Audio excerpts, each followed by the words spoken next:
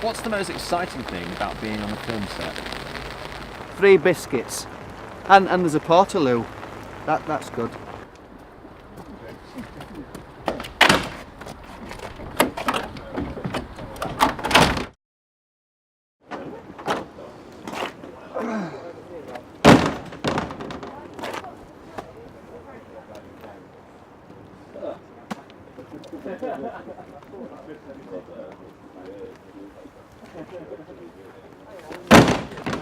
Does anything happen to Tim when he gets a bit wet?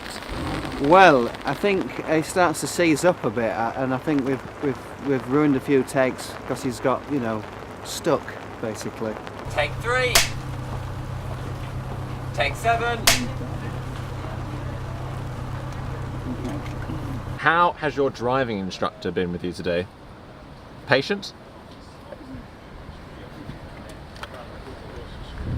Angry? Take 26. I've worked with more experienced drivers. He spends quite a bit of time on the curb. How's his charge been during the day? Well, I think he dipped at one point, and then I caught him trying to plug himself into the cigarette lighter, which seemed a bit inappropriate, but anyway. It's a bit embarrassing, but I definitely say there's a spark between us.